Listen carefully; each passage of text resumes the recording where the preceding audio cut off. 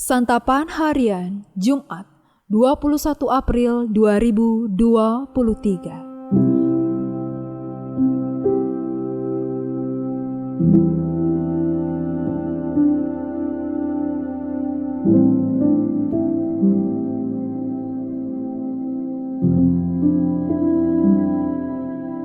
Inilah program Santapan Harian, sebuah program yang mengajak Anda menelusuri isi Alkitab, agar Anda menemukan makna firman Tuhan sesuai dengan konteksnya. Santapan Harian tertuju bagi Anda yang ingin memiliki kehidupan rohani yang segar, kuat, dan sigap. Hari ini kita akan membaca Ulangan pasalnya yang ke-21, ayat yang ke-10 hingga ayatnya yang ke-17. Namun sebelumnya, mari kita berdoa. Kristus Sang Gembala Agung, berilah kami pengertian agar kami dapat memahami pesan di dalam firman-Mu. Di dalam Kristus, Sang Sumber Cinta, kami memohon. Amin. Ulangan 21 ayat 10-17. Apabila engkau keluar berperang melawan musuhmu, dan Tuhan Allahmu menyerahkan mereka ke dalam tanganmu, dan engkau menjadikan mereka tawanan, dan engkau melihat di antara tawanan itu seorang perempuan yang elok, sehingga hatimu mengingini dia dan engkau mau mengambil dia menjadi istrimu, maka haruslah engkau membawa dia ke dalam rumahmu.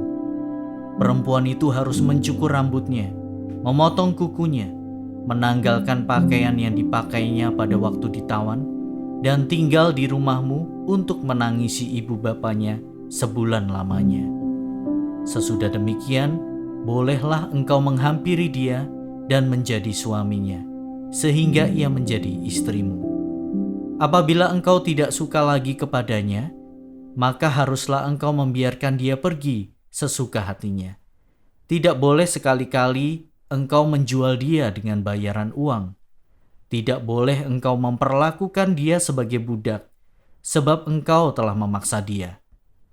Apabila seorang mempunyai 2 orang istri, yang seorang dicintai dan yang lain tidak dicintainya, dan mereka melahirkan anak-anak lelaki baginya, baik istri yang dicintai maupun istri yang tidak dicintai, dan anak sulung adalah dari istri yang tidak dicintai, maka pada waktu ia membagi warisan harta kepunyaannya kepada anak-anaknya itu, tidaklah boleh ia memberikan bagian anak sulung kepada anak dari istri yang dicintai, merugikan anak dari istri yang tidak dicintai, yang adalah anak sulung. Tetapi ia harus mengakui anak yang sulung, anak dari istri yang tidak dicintai itu, dengan memberikan kepadanya 2 bagian dari segala kepunyaannya. Sebab dialah kegagahannya yang pertama-tama, dialah yang empunya hak kesulungan.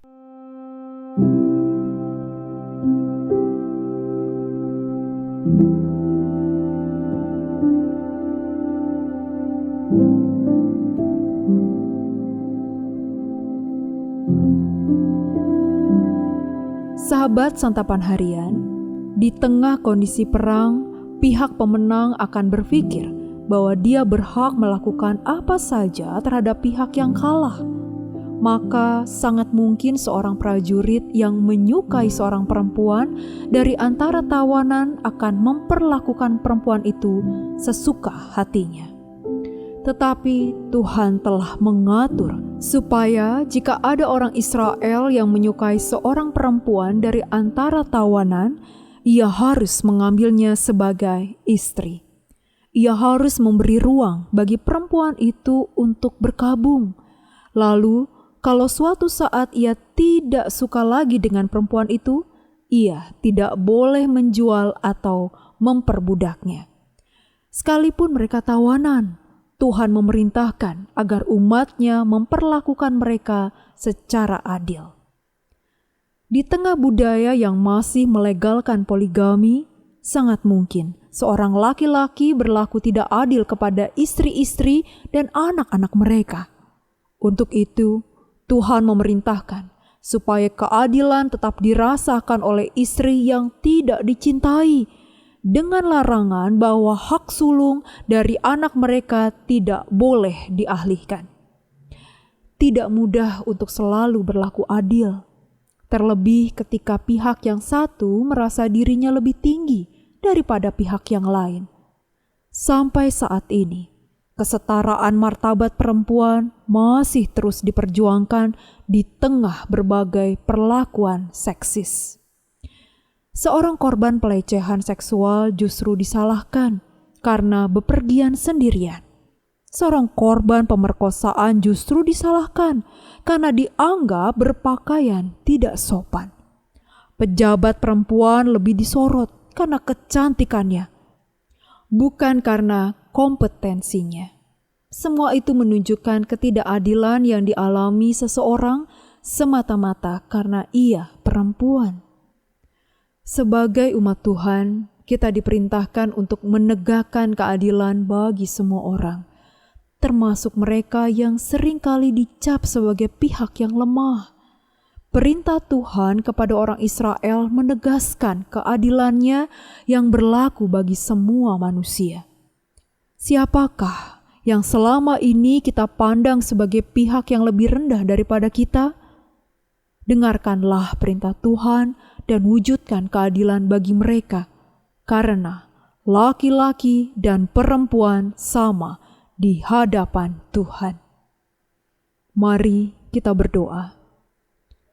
Ya Bapa, dalam nama Putramu Yesus Kristus, tolonglah kami untuk berlaku adil kepada sesama dan semua orang yang Kau hadirkan dalam kehidupan kami.